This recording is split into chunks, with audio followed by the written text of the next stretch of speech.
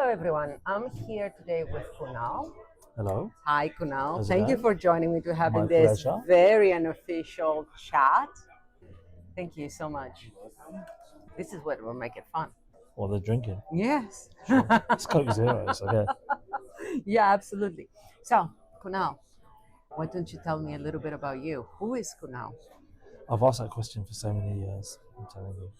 I have been in telecoms for about 23 years now, since 2002. Worked on the operator side, worked on the vendor side, traveled the world, spoken to many different parts of the business. So, yeah, just been my official professional career has always been in telecoms. Well, every time I look at your LinkedIn profile, you are traveling to another conference. Travel the world. When do you have time to do any work? Oh, good question. This is work. This is work, and that's why I've got bags under my eyes. Wake up early and do all the desk work, then you do all the networking stuff during the day, Yeah. and the other work. Then you get back to the hotel, then you go back out in the evening. Copy and paste, repeat every single day. You've got a great team behind you supporting you as well. That's important. You have to have that support function, otherwise, it's not feasible. So, for all the travels that you've done and all the companies that you've spoken to and wonderful people that you met, do you have a moment that really stuck with you? The thing is, it's like the whole atmosphere, everything, the whole industry. We're a global industry. We've met in many different parts of the world. You meet people in different parts of the world or whatever. However, it's got that kind of familiarity, the kind of localness of it. So you see people in different parts of the world, but you see the same people. It's quite nice like that. Yeah. It's very kind of, to use a better word, like incestuous. So people know you from one part and then they'll go to somewhere else and then you'll still be within the same industry. And I think that's really, really nice. So the way to describe it would be global but local at the same time. That sounds global but local. I do like that. You've been talking to a lot of the people in our industry, wholesale companies, operators, and everything. What did you find is the biggest challenge that they're facing today? Of course, the whole world is not in a great place right now. And that incorporates things like all the wars are happening everywhere, the political situation, the financial situation, and all of that has a knock on effect on our industry. Not so much in terms of direct impact, but of course, all of our customers, their customers, are people like you and I, end users and people like that. So when they start seeing or feeling struggles, then that kind of gets cascaded down to the operators, which then happens on our side as well. So I am kind of sensing, and with conversations I've had with people, is that two things. Number one, there is uncertainty. The situation we're in globally right now, how long is it going to last? Second uncertainty is it going to get better or worse? You just don't know that. So people are being cautious. They're not being frivolous, which is the right thing to do. You can't be frivolous in this day and age. But it's making sure that every single decision or every single step that's been taken has been analysed and people have thought about it. It's not just a shoot at the hip style decision. It's good to be kind of very, very, let's call it an assured path forward. But I do think there is a path forward. We've sensed that in, people I talk to in the industry, companies, carriers, even other vendors. There is a positive spin. The spin isn't as fast as you'd want it, but it is there. So we're not static and we're not going in a downward spiral, which is a good thing. And you personally, where would you like the industry to evolve? How would you like it to evolve? Specifically in the telecoms industry, it's always like an evolution, right? We're in that dynamic industry where things are always improving, right? They're enhancing. So if you think about it this way, back in the day, I mean, we're talking on an iPhone, right? Yeah, exactly. Hello. Basically, back in the day, you'd never think that you'd be able to do that all on the phone. So technology is actually making life a lot better for people. And I think we're at the forefront, just in general, tech, telco, things like that, we're actually making the world a better place. I know that sounds really cliched. I'm not going for Miss Universe or anything like that, but it is what we're doing. We're actually making the world a better place with the work that we do. And I think us being at the forefront of that is amazing. Other tech areas like AI and all this stuff happening, we're using AI to make our offerings to our customers a lot better as well. So I do like that. I like the fact that any kind of thing that's actually has a big impact in the world, we're definitely in the forefront or definitely center stage of that impact. And outside work, what do you enjoy doing?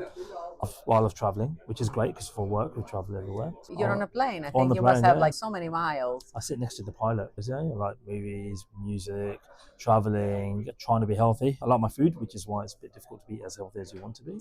Yeah, but every time I meet you, you're one of those people that you say you're gonna do something and you do it. like on your fitness. The amount of times we try to persuade you to do something unhealthy and you said, no, I'm not not doing it. doing it. Yeah, you got to have that discipline, Yeah. especially in the kind of thing that we do.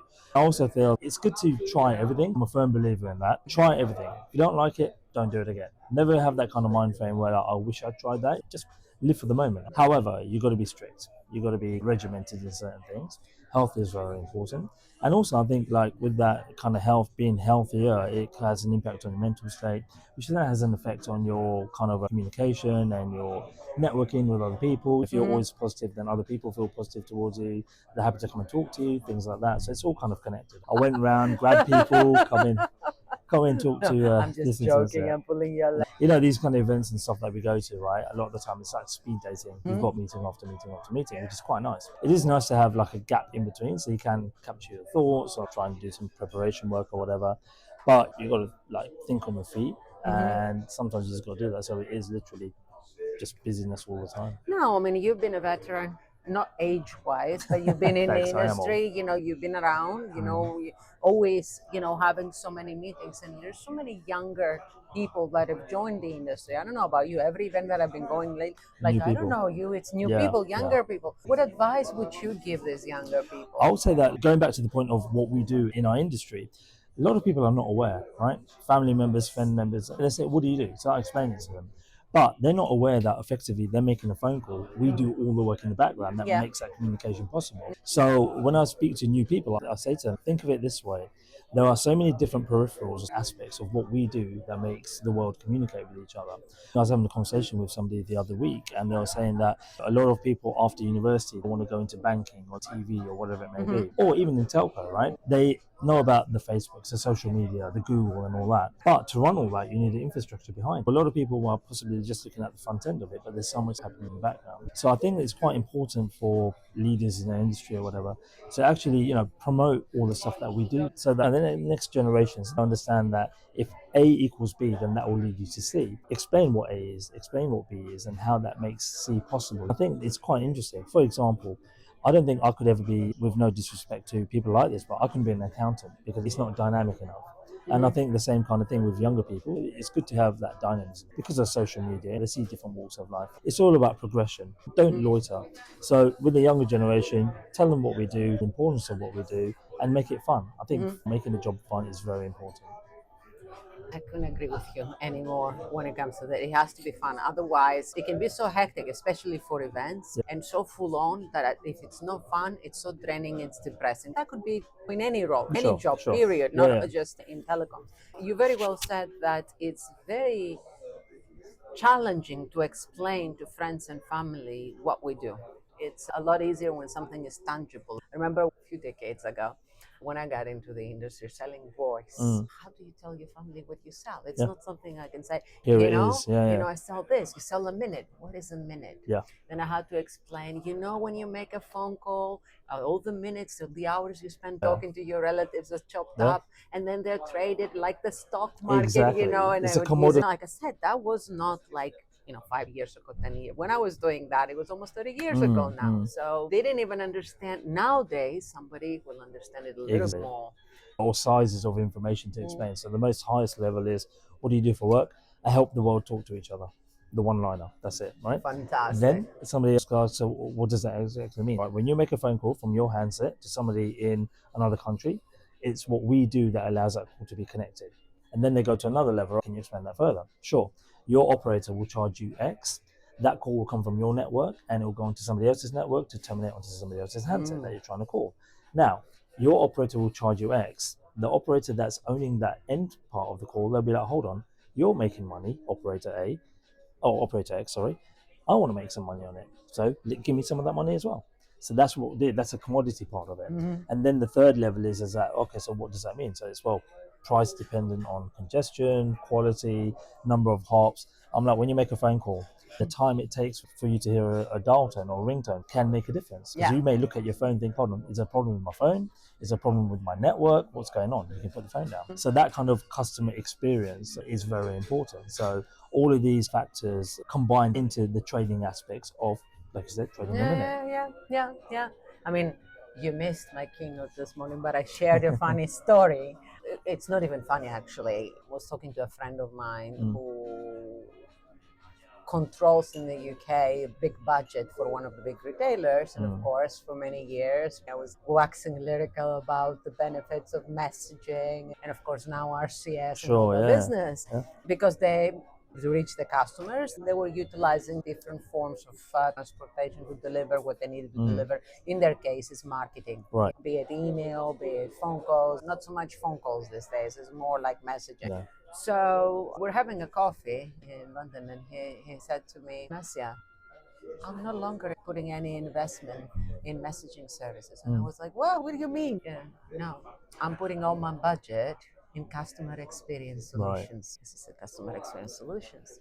And at that point, I was like, okay, I hear you, because to create those customer experience solutions, you need to use all the telco services. We are talking about the what when the customer is buying the why. That's right. Hence, I think our industry, not everybody, but the majority do not understand how to talk to their customers. You've been doing business with the MNOs and selling a platform solution, which is very different than selling a minute Trading, and a message and exactly. doing the Yeah. trading. Well ahead of the majority of the people around us, understanding how to talk to the customer. Sure. So how do we bridge that? So I think somebody I remember having a conversation maybe a couple of months ago. What makes a good salesperson? I feel there are two main elements to that. Number one, listen. Number two, be empathetic. What I mean by that is, in terms of bridging that gap, you've got to understand the end customer experience. Every single element of that is the customer experience, is the journey.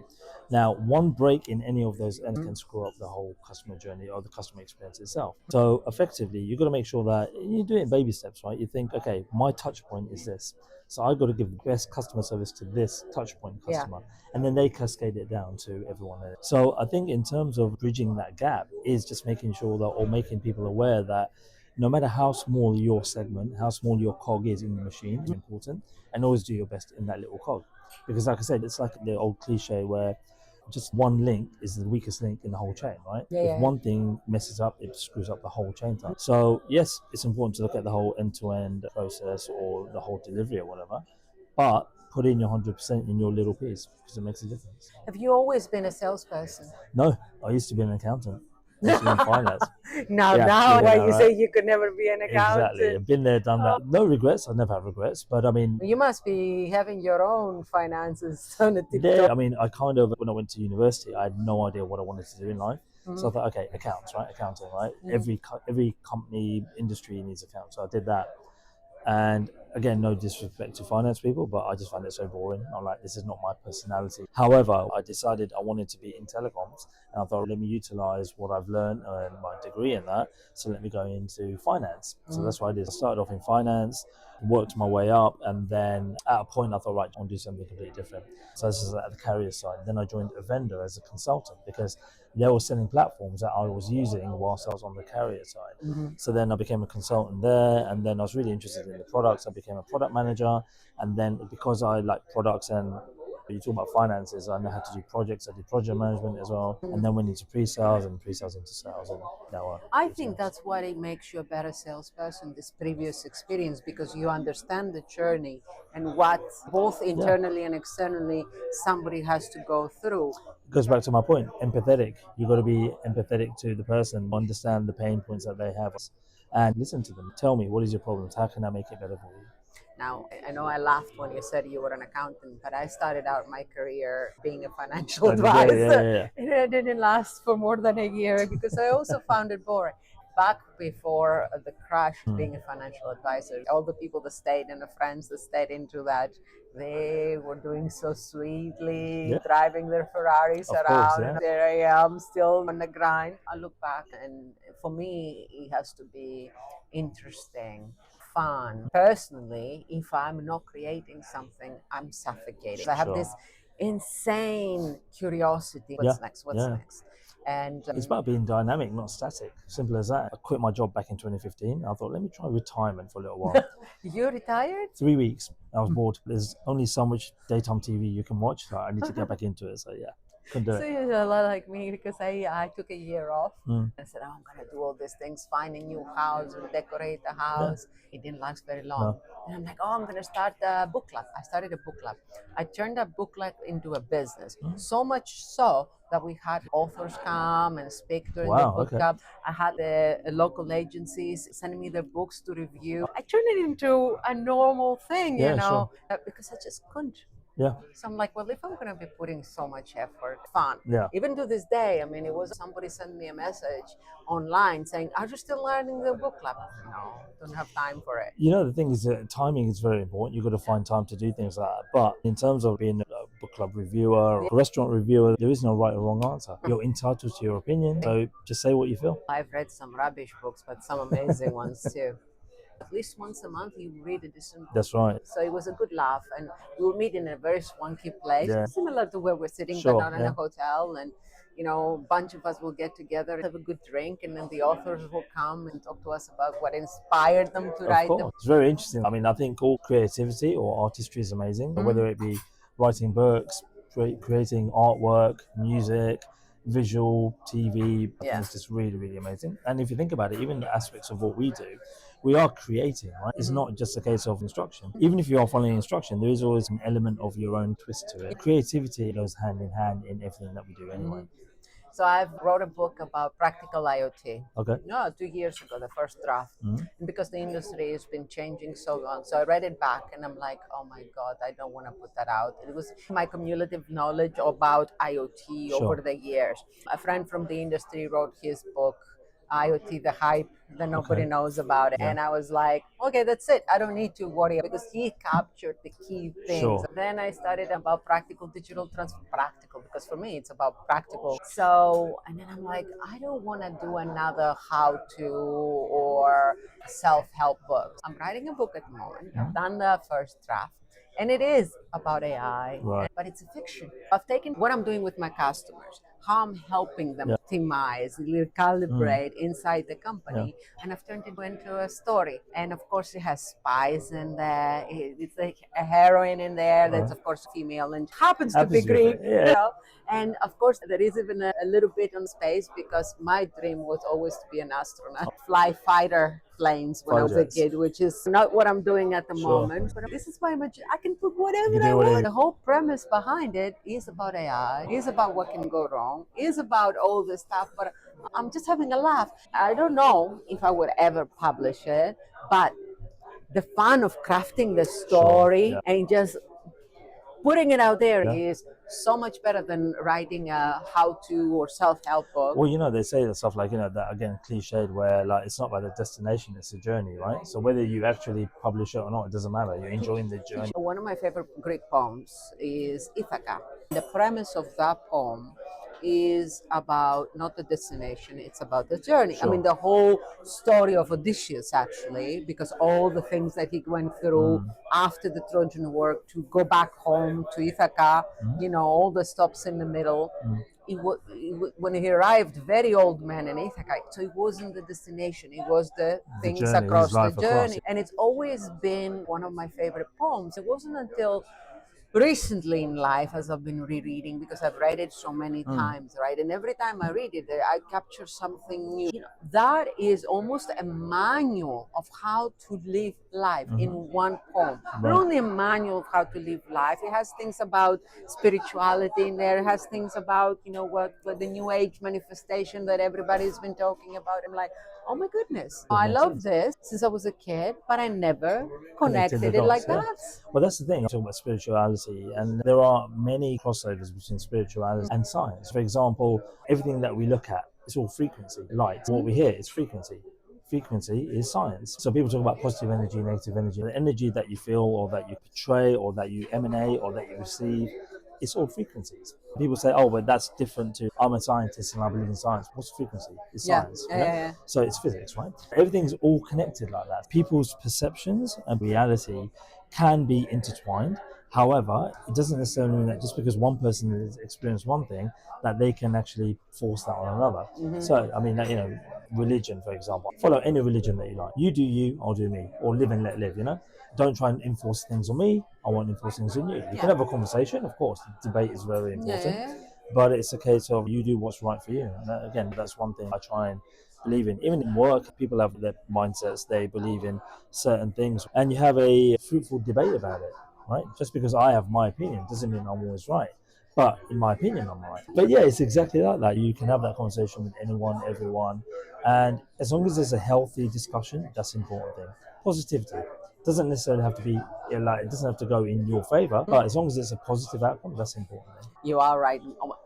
From my perspective, because in the end of the day, we hear and see what we want to. Two people can have the same conversation, and you see one thing and I see another. It's all relative. How do you absorb it and actually kind of like take it in and actually then your action according to what you've actually received, you know?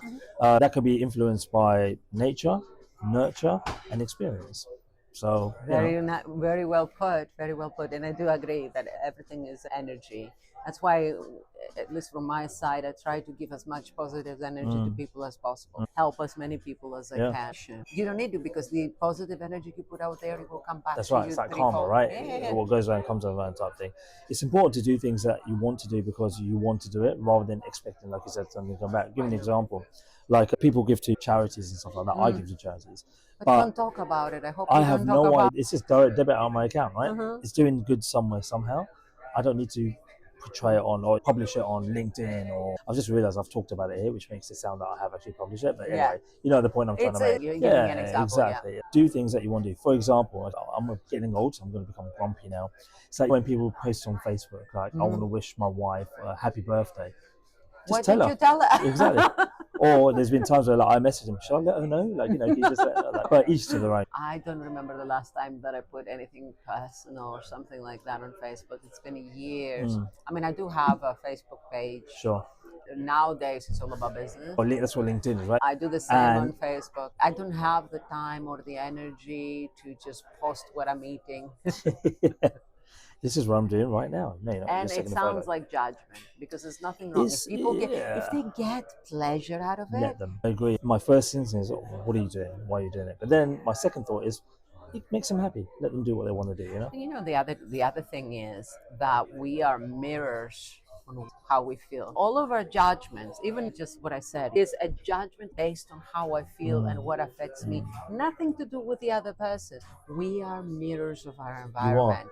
A few years ago, something happened, whether it be personal, work wise, whatever. I used to sit there procrastinating. Why did that person do that? Could I have changed something? Then I thought, well, hold on. They've done it for whatever reason they wanted to do, whether it be a personal thing, maybe a work decision. They've done it for a reason. I can't change that. All I can change is how my reaction or my thought process will be from this point forward. You can't change the past. So whatever they made that decision, it's done. How am I going to move forward from that? And that's what I try and concentrate on. That's wonderful. Now, Kunal, I know that you have a meeting. I do. I do. And I'm conscious of the time, but I had a blast talking to you.